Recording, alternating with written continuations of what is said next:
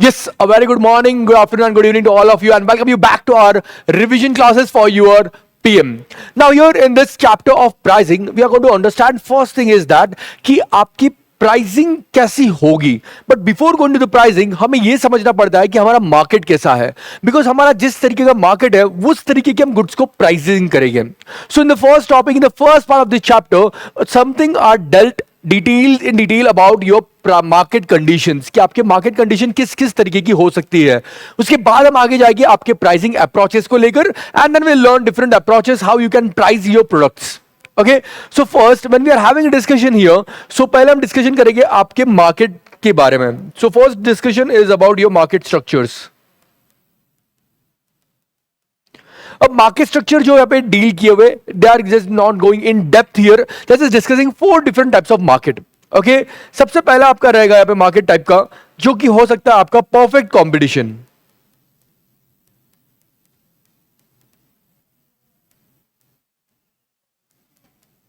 Now here in this perfect competition, we need to understand that there are like ये theoretical concept है basically. यहाँ पे हम ये assume करते हैं कि यहाँ पे बहुत सारे sellers हैं, okay, and as well there is no entry or exit point. जब जिसी को लगा वो आ जाएगा मार्केट में, जिसको निकलना मार्केट से निकल जाएगा. सारी इंफॉर्मेशन सबके बारे में अवेलेबल है, ओके, और सबके पास अवेलेबल है. तो यहाँ पे कंपटीशन इज वेरी इंटेंस. तो थोड़ी भी चीज ऊपर नीचे हुई, आपकी डिमांड बहुत बड़ी रिफ्लेक्ट करने वाली है. Okay, so like certain things here, like no entry or exit problems. Okay, there are many sellers and information is widely available with everyone. Okay, अब दूसरा जो है यहाँ पे आपका मार्केट स्ट्रक्चर जो डिस्कस किया, which is your monopoly. Now, in the case of monopoly, as we all know that there is only a single seller who controls or dominates whole of the market. Okay, यहाँ पे तो tension ही नहीं भाई, ये बंदा जैसा बोलेगा वैसा ही मार्केट चलेगा, वैसे ही प्राइसेस रहेगी गुड्स की, और वैसे ही आपका गुड्स बिकेगा. इसने बोला 1000, इसने बोला 500, ये जैसा बोलेगा वैसा चलेगा. Then the next type of market which comes here is your oligopoly.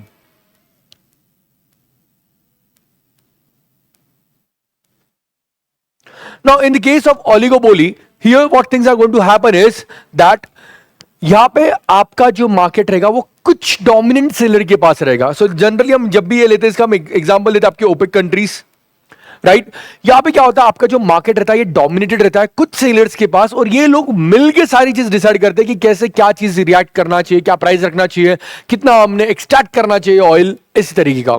सो ये कुछ लोग मिलके, हमारे कुछ फर्म्स मिलके मार्केट को डोमिनेट कर रहे हैं. And then comes your monopolistic competition.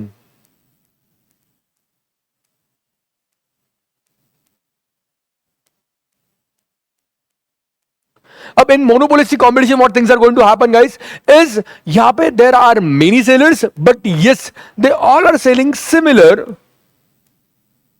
but bit different in characteristics product. Okay, kind of same है बट थोड़ा मोड़ा छोटा मोटा डिफरेंट है उनके कैरेक्टरिस्टिक्स के अंदर.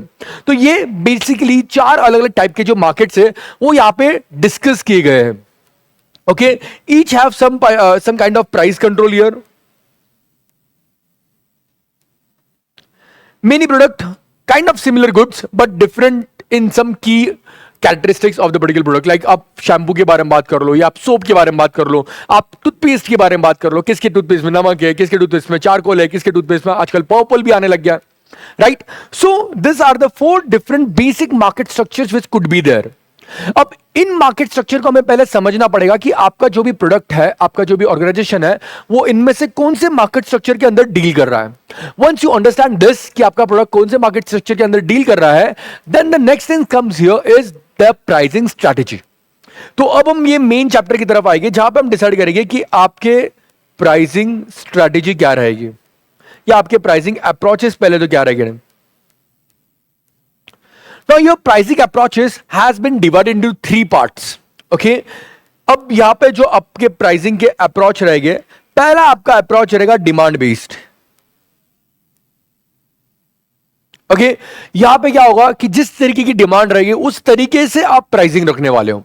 ओके, सेकंड इज डिमांड को जाने दो, हम हमारे कॉस्ट के हिसाब से प्राइस रखेंगे कि जो कॉस्ट होगी वो हिसाब से हम प्राइस को रखने वाले। There are only different ways how you can do here as well, वो हम बाद में डिटेल में जाएंगे। एंड थर्ड इज मार्केट को, डिमांड को जाने दो, प्राइस की कॉस्ट को जाने दो, मार्केट कैसा है हम मार्केट के हिसाब से प्राइस रखेंगे। मतलब चाहे हमारी कॉस्ट हजारों आने दो, लेकिन अगर हमारे मार्केट को नया हमें प्रोडक्ट लॉन्च करना है, मार्केट के अंदर हमको मार्केट गेन करना है, just like what Jio did, वहां पे सारा प्रोडक्ट्स आपको फ्री में दिया गया था इनिशियली। सो यहां पे हम इन चीजों को नकारते हुए कॉस्ट को भी छोड़ दो, आपकी डिमांड को भी छोड़ दो, हम मार्केट जो बोलेगा वैसा प्राइस रखेंगे। Okay, so in first case we are going to go in demand based, and demand based approach is very important because यहाँ पे से आपके practical questions आ सकते हैं। Okay, so now here the first thing you need to understand here, दो equation. Now I'm not going in detail about how this equation has been derived because you have to quickly revise all the things here. तो समझो आपका सबसे पहला equation जो रहता है that your price is going to be A minus BQ। ये हमारा प्राइस और डिमांड का इनवर्स रिलेशनशिप दर्शाता है, इसलिए A minus BQ है। So if you remember, generally your equation is A plus BQ, but here in this case because your price and demand are inversely proportional to each other, यहां पे आपका equation बन जाता है A minus BQ। तो आपकी price इस तरीके से रहेगी डिमांड की। Whereas अगर मैं मार्जिनल कॉस्ट के बारे में बात करूं यहां पर आपके, या मार्जिनल रेवेन्यू के बारे में बात करूं, that is going to be A minus 2BQ, which is 2 into the B। B is nothing but here your change in demand upon change in price रहेगा यहां पर। Okay, so now what we have to do here is, यहां पे हम ये समझते हैं, हम एक प्रैक्टिकल एग्जांपल से भी क्लास के अंदर देखते हैं कि आप ये समझ लो that my profit is going to be maximum where my marginal revenue is equal to marginal cost. तो जहां पे मेरा MR will be equals to MC, this is the place where I am going to have the highest profit. Okay, तो हर organisation ये कोशिश करेगी कि जब उनकी प्राइस डिमांड बेस्ड है, हर ऑर्गेनाइजेशन ये कोशिश करेगी कि हम इस पॉइंट तक पहुंच पाए। जब मार्जिनल रेवेन्यू का मार्जिनल कॉस्ट तक इक्वल आप कर दोगे, बस वो पॉइंट पे रुक जाना, बिकॉज वो पॉइंट पे आप मैक्सिमम प्रॉफिट कमाने वाले हो। उसके बाद आप एफर्ट ज्यादा भी करो, आपका प्रॉफिट नहीं बढ़ने वाला है, आपका प्रॉफिट थोड़ा थोड़ा कम होती जाएगा। क्यों? क्योंकि हम हमारी कॉस्ट कम कर रहे हैं, चाहे आप डिमांड बढ़ा रहे हो। और सिमिलरली अगर आप पहले रुक जाओ तो आपकी कॉस्ट ज्यादा है पर डिमांड कम है, राइट? तो ये कॉस्ट और डिमांड के बीच का जो एक जो इनवर्स रिलेशन है वो MR is equal to MC पे आके रुक जाएगा, क्योंकि यहां पे आप मैक्सिमम प्रॉफिट कमाओगे। तो what we do is that we know that marginal cost is nothing but variable cost. So we assume that your marginal cost, हमें यही पॉइंट पे पहुंचना है, तो हम इसी ऊपर की गिवन इक्वेशन को सॉल्व करते हैं, और सॉल्व करके हम क्या फाइंड करते हैं, हम फाइंड करते हैं आपकी क्वांटिटी और हम फाइंड करते हैं आपकी प्राइस। तो हमें मिल जाती है कि हमने क्या प्राइस रखनी है हमारे प्रोडक्ट के लिए, जिससे कि हमें ऐसी क्वांटिटी मिल जाएगी सेल करने के लिए जहां पे हमारा marginal revenue will be equal to marginal cost. So question में आपको पूछा जाता है कि ये कि आपने ऐसी क्या प्राइस रखनी चाहिए, या आपने ऐसी कौन सी क्वांटिटी बेचनी चाहिए जिस पे आपका मैक्सिमम प्रॉफिट होगा। क्लास के अंदर हम वैरायटी ऑफ क्वेश्चन इसका करते हैं, और हम ये भी देखते हैं कि अगर आप क्वांटिटी ऊपर नीचे करो या प्राइस ऊपर नीचे करो तो your profit is going to be anyways maximum only on this point. उसके अलावा अगर आप ऊपर नीचे करोगे तो आपका प्रॉफिट नहीं बढ़ेगा। क्यों नहीं बढ़ेगा? क्योंकि देखो यहां पे हम क्या करते हैं कि देखो सिंपल है, अगर मैं मेरा प्राइस बढ़ाऊं तो क्या होगा, मेरा क्वांटिटी डिमांडेड कम होगा, राइट? सिमिलरली अगर मैं मेरा प्राइस कम करूं तो मेरा क्वांटिटी डिमांड बढ़ेगा, बट इसमें प्रॉब्लम क्या है, प्राइस कम करूंगा तो मेरा प्रॉफिट भी कम होगा। So all the time I want to reach at this level, and at this level what should be your quantity and price, ये आपके इक्वेशंस को सॉल्व करके आता है। Okay, I am not going to more practical part because I have to just revise you and give you all the concepts quickly. Then coming towards your next approach is your cost based approach। अब ये cost based approach जो आपका होता है, in this case what we do is, हम क्या करते हैं भाई, जाने दो आपके मार्जिनल कॉस्ट को, मार्जिनल रेवेन्यू को जाने दो, हम देखते हैं कि हमारी प्रोडक्ट की कॉस्ट कितनी आ रही है, और हमारी प्रोडक्ट की जो भी कॉस्ट आएगी उसके ऊपर हम कुछ एक फिक्स परसेंटेज सोच कर रखा है, वो फिक्स परसेंटेज हम ऐड करेंगे और हमारा सेलिंग प्राइस बना देंगे। तो सर हम किन तरीकों से यहां पे हमारी कॉस्ट को कैलकुलेट कर सकते हैं? तो सबसे पहले एक काम करो, आपकी जो भी एक्चुअल कॉस्ट आएगी उसको ले लो। एक्चुअल कॉस्ट जो भी आपकी एक्चुअल कॉस्ट ले लो, या आपकी जो फुल कॉस्ट है, एक्चुअल कॉस्ट यहां पे जो भी आपकी आएगी वो एक्चुअल कॉस्ट को आप ले लो, और एक्चुअल कॉस्ट के ऊपर एक फिक्स्ड परसेंटेज ऐड कर दो आपके प्रॉफिट का एक्सपेक्टेड, जो आपको चाहिए, आपका सेलिंग प्राइस यहां पर बन जाएगा। तो एक्चुअल कॉस्ट के लिए हमें देखना पड़ेगा कि एक्चुअल मटेरियल कितना है, लेबर कितना है, एक्चुअल ओवरहेड्स कितने हो रहे हैं, उसके ऊपर हमारा सेलिंग डिस्ट्रीब्यूशन ओवरहेड कितना हो रहा है, पैकेजिंग कॉस्ट कितना हो रहा है, सब कुछ ऐड कर दो, नंबर ऑफ यूनिट से डिवाइड कर दो, जो भी एक्चुअल प्राइस आया, समझो मेरा एक्चुअल प्राइस आया 120 रुपीज, उसके ऊपर समझो मुझे 10% प्रॉफिट तो मिनिमम चाहिए सर, इतनी मेहनत कर रहा हूं मैं, तो this will be 120 plus 12 which comes to 132 rupees, right. तो इस तरीके से हम सेलिंग प्राइस हम फिक्स्ड परसेंटेज ऐड कर देंगे। बट अब प्रॉब्लम इसमें यह है ना, I can not wait for the year to complete and understand what is going to be my actual price. यहां पे पूरा साल में रुक नहीं सकता हूं, मुझे चीजें फास्ट करनी है, मुझे पहले ही 1 अप्रैल को पता होना चाहिए कि मुझे क्या प्राइस पे सेल करना है। ऐसा थोड़ी हम प्रैक्टिकली कर सकते हैं सर, पूरा साल खत्म होने दो फिर देखेंगे क्या प्राइस रखनी है, फिर हम लोगों को बोलेंगे भैया पैसे वापस दो या और पैसे दो, right. So what we could do is rather than going for actual cost we could also go to standard cost. तो what is standard cost here, हम पहले से आइडेंटिफाई करके रख देंगे कि हमें कितना लगभग कॉस्ट आता है, और ये जो भी हमें कॉस्ट आएगा यहां पर, ये आइडेंटिफाई करके रखने के बाद जितना भी वापस हमें परसेंटेज लग रहा है कितना परसेंटेज हमारा प्रॉफिट होना चाहिए वो हम ऐड कर देंगे। फिर जो एंड में ऑब्वियसली जो हमने सोचा था वैसा तो कॉस्ट नहीं होगा, थोड़ा बहुत ऊपर नीचे जो होगा वो हम एडजस्ट कर लेंगे, उतना तो हमें समझ के चलना पड़ेगा। So the another approach what you could have here is your standard cost. Okay, third approach, हमें सर थोड़ा कॉम्पिटिटिव रहना है।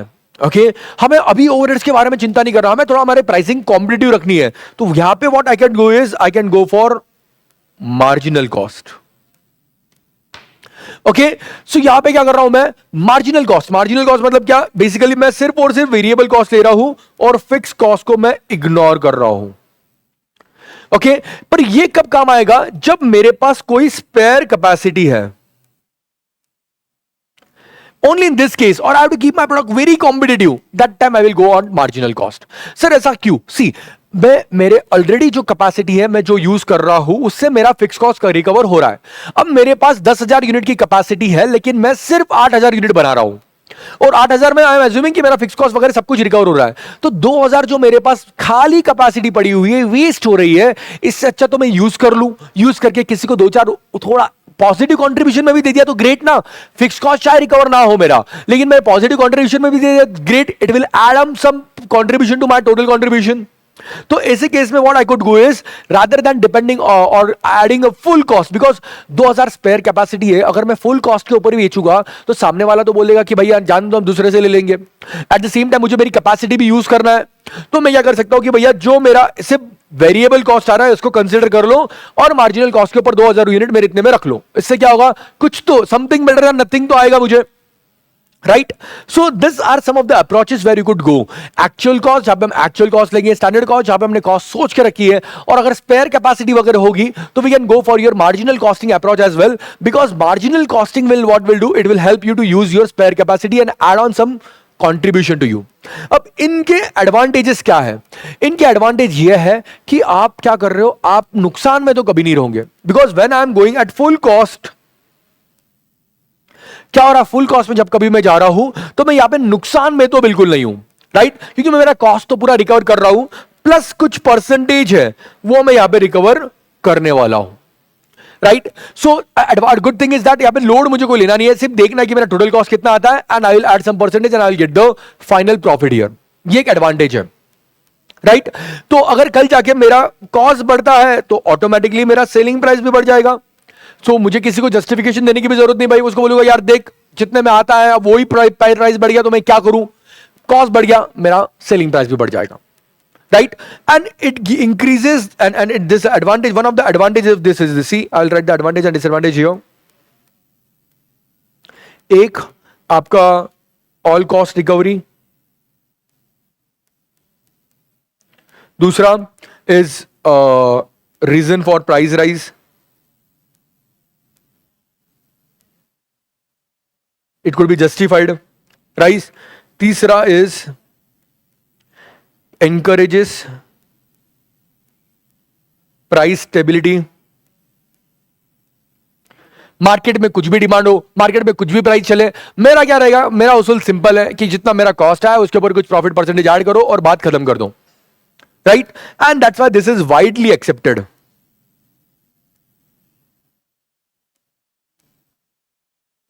Okay, and used as well, but इसके कुछ डिसएडवांटेजेस भी है। अब डिसएडवांटेज क्या है, सबसे पहले कि यहां पे प्राइस और डिमांड की कोई लिंक ही नहीं है, डिमांड से कोई लेना देना ही नहीं है, मेरे प्राइस का डिमांड से कोई लेना देना ही नहीं है डायरेक्ट, क्योंकि मैं मेरा प्राइस क्या रख रहा हूं, जो मेरा एक्चुअल है उससे रख रहा हूं, मेरे यूनिट्स का मार्केट में कितना डिमांड है उससे मेरा कोई लेना देना ही नहीं है। ओके, फिर इसके बाद डज नॉट, यस नहीं डज नॉट तो नहीं आएगा पे, यस एक वही हो जाएगा, नो ऑप्टिमम प्राइस। अब ऐसा कोई हम M R equal to MC तक जाने की कोई कोशिश नहीं कर रहे हैं, हम यहां पे सिंपल रख रहे हैं हमारा प्राइस कि भैया जितना कॉस्ट आएगा उतने में हम प्रॉफिट ऐड करके दे देंगे, राइट। और यहां पे क्या होगा, एक डिसएडवांटेज क्या होता है ना, जो भी चीजें हो सकती है वो हम लिख के देते हैं, राइट। एक डिसएडवांटेज ऐसा भी हो सकता है कि हमारी प्राइस स्टेबिलिटी ना भी रहे। क्यों ना रहे सर, अगर हमारी एक्चुअल कॉस्ट बार बार बदलती रहेंगी तो हमारा प्राइस भी बदलते रहेगा, right? So these are some of the advantage and disadvantage of the approach which is cost based approach. Third and the last is marketing based approach. अब ये जो आपका marketing based approach है, this is all depending upon marketing strategies. कि आपके product को लेकर, हमारे मार्केट की सिचुएशन को लेकर, हमारा मार्केट के हिसाब से हम प्राइस रखेंगे, कॉस्ट को जाने दो, एमआरएम इक्वल टू एमसी को जाने दो, मार्केट जो कंडीशन है वो हिसाब से हम प्राइस रखेंगे। इसके अंदर सबसे पहली टेक्निक है आपकी which is your price, what we say, we can say this as penetration pricing.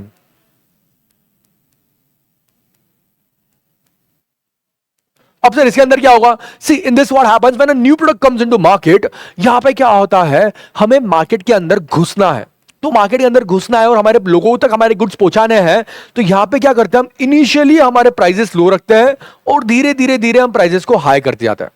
Okay, just one example we have of Jio, initially 2-4 महीने बहुत सस्ता रखा, फिर फ्री में ही रखा, फिर और थोड़ा बहुत सस्ता 100-150 रुपया महीना, 200 महीना, और धीरे धीरे धीरे धीरे को अभी देखो अब जियो का प्राइस एट पार है उनके कॉम्पिटिटर्स के साथ में।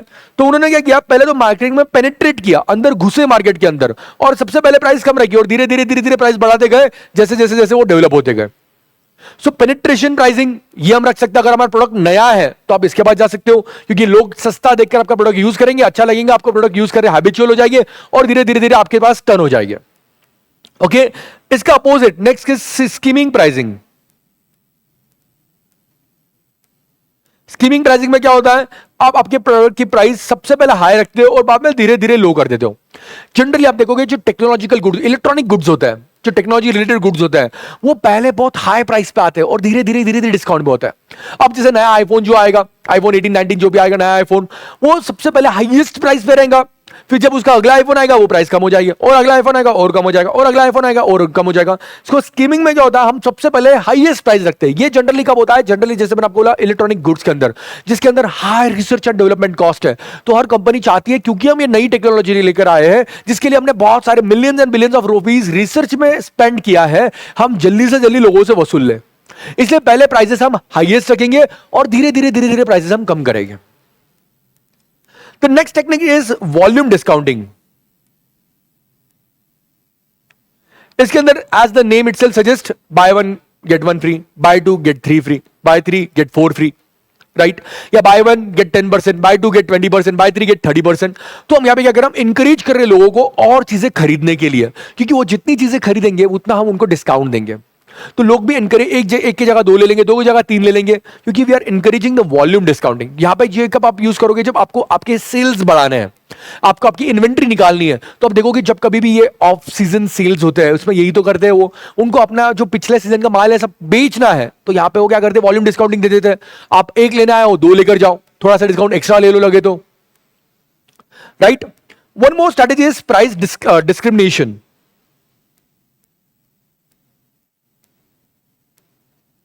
In this what happens that the prices are kept separate for separate market or geographic location or demographics. Okay, मतलब क्या सर, मतलब एक सेम प्रोडक्ट बाहर एक एरिया में कुछ अलग रेट पे मिलेगा, दूसरे एरिया में कुछ अलग रेट पे मिलेगा। The best example I can give this about is, for example अगर आप कोई डोमिनोज या पिज्जा हट अगर मॉल्स में जाओगे, एयरपोर्ट्स पे जाओगे, तो वहां पे ये आपको एक्सपेंसिव मिलेगा, बट वही अगर आप कोई बाहर दूसरी जगह के स्टोर पे जाओगे, यहां पे आपको सस्ता मिलेगा। तो अब हमने प्राइस डिस्क्रिमिनेशन रखा। अब जूस की बॉटल ले लो, जो जूस की बॉटल बाहर 40-50 रुपीज में मिलेगी, वही एयरपोर्ट पे आपको 100-200 रुपए मिलेगी। प्राइस डिस्क्रिमिनेशन, उन्होंने क्या किया है, अलग अलग एरिया, अलग अलग मार्केट, अलग अलग डेमोग्राफिक्स के लिए प्राइस अलग रखी है। This is possible when you clearly know the market, you know which people are going to be there. तो उनको पता है एयरपोर्ट पे जो आएगा भैया, एक तो पहले तो ऑप्शन कम रहेगी उसके पास, and is going to obviously rich, so उसको हम ज्यादा पैसे लगा सकते हैं। प्लस उनका कॉस्ट भी बहुत होता है वहां पर, क्योंकि उनका रेंट वगैरह बहुत ज्यादा उनको वहां पे देना पड़ता है। That's what they can have. Next is complementary product pricing.